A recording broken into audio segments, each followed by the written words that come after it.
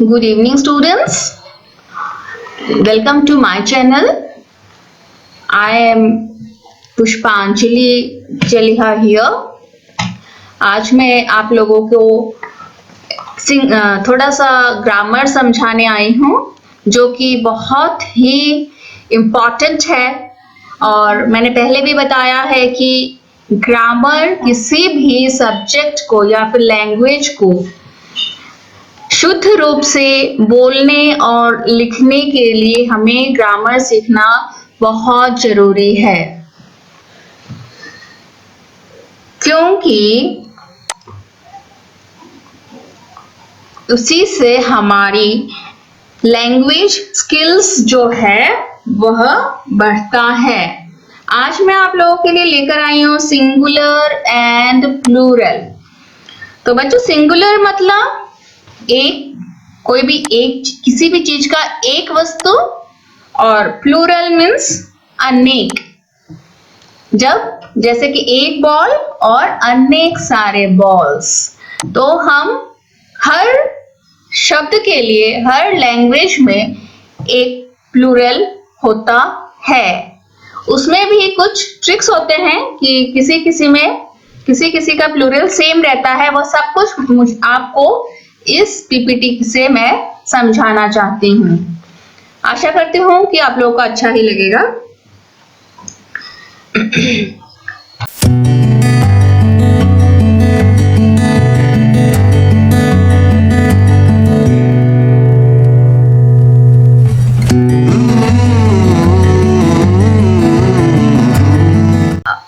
Noun is singular if it refers to one thing.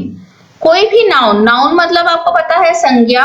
किसी भी चीज के नाम को हम नाउन कहते हैं। Name of anything like place, person, animal, उसको नाउन कहते हैं। For example book, dog, pen, flower, ये है सिंगुलर नाउन, एक चीज। Noun is plural if it refers to more than one thing.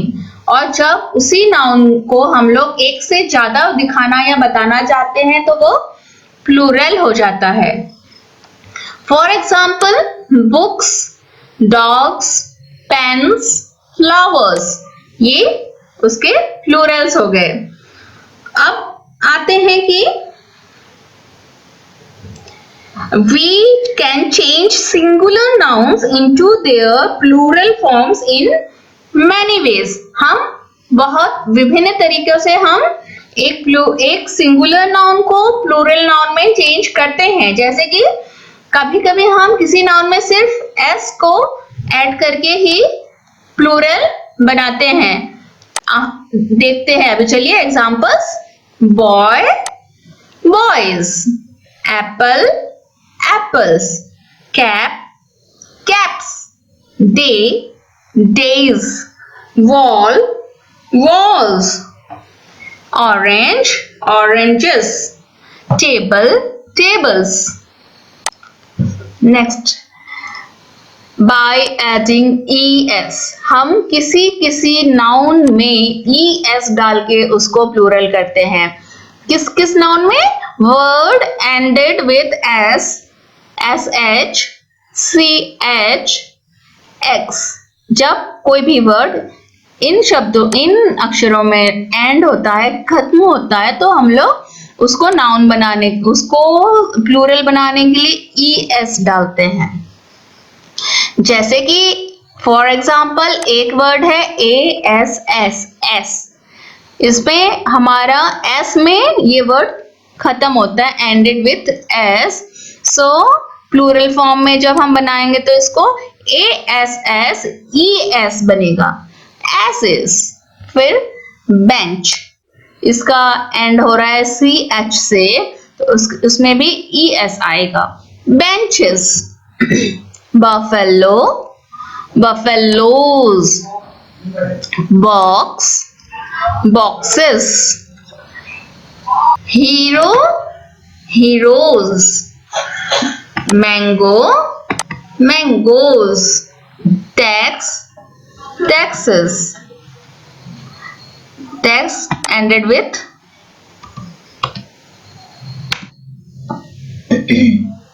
ended with X. So ES came. तो बच्चों ये बहुत ही याद रखने वाली बात है. By adding IES, word ended with Y and having a consonant before Y.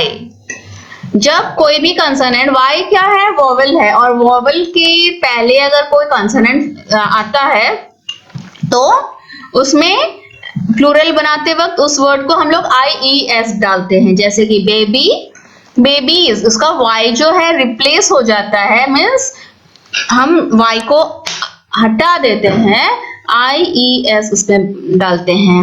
Baby, babies, body, bodies, city, cities, fly, flies, cry, cries. By changing F or FE to VES, जब किसी भी नाउन में F आता है and में और नहीं तो FE आता है तो हम उसे VES डाल के प्लूरल बनाते हैं. WIFE wife, WIVES wives, HALF half, HALVES halves. तो जब FE आ रहा है तब हम उसको हटा के F हटाया जाता है, ES आएगा, VES. Then thief, THIEF, thief, THIE और F के जगह में क्या आएगा, VES, thieves. Shelf, उसी तरह से shelf, shelves. Wolf, wolves. Loaf, loaves. Leaf, leaves. बच्चों कुछ तो होते हैं इरेगुलर प्लूरल्स, जो कि कहा जाता है इरेगुलर प्लूरल्स, जैसे कि चाइल्ड, चिल्ड्रन, चिल्ड्रन जो है वो प्लूरल है. Ox, oxen. Man, MAN man means one person, MEN men means more than one person. उसी तरह से woman, woman. प्रोनाउंसिएशन सेम रहता है लेकिन हम लोग प्लूरल जब होता है तो इसका स्पेलिंग चेंज करते हैं. Mouse, mice. Foot, feet. Tooth, teeth. अब बच्चों मैं आती हूं कि कैसे हम लोग आर्टिकल A और N यूज करते हैं. A is used before a word beginning with a consonant sound. A कब यूज करते हैं, जब कोई भी वर्ड स्टार्ट होता है कंसोनेंट साउंड से. Okay, for example an essay, essay, E is a vowel, so we have put ANN. मगर उसी ऐसे के सामने जब गुड आया है तो G itself is a consonant, so we write a good essay. अब N, easy essay. अभी समझ में आया होगा, जब इजी वर्ड आया है तो ई जो है स्टार्टिंग लेटर इजी का वह भी वोवेल है, इसलिए हमने एन डाला है. उसी तरह से एन एप्पल, रेड एप्पल. जब एप्पल के बीच और ए के बीच में रेड वर्ड आ गया है जो कि आर से स्टार्ट हो रहा है, आर एक कंसोनेंट है, तो हम उसमें एन की जगह ए लिखेंगे. A red apple, a big apple. a lion, ये लाइन जो है एल से स्टार्ट हो रहा है, एक कंसोनेंट से स्टार्ट हो रहा है तो हम लोग ए आ रहा है इसमें.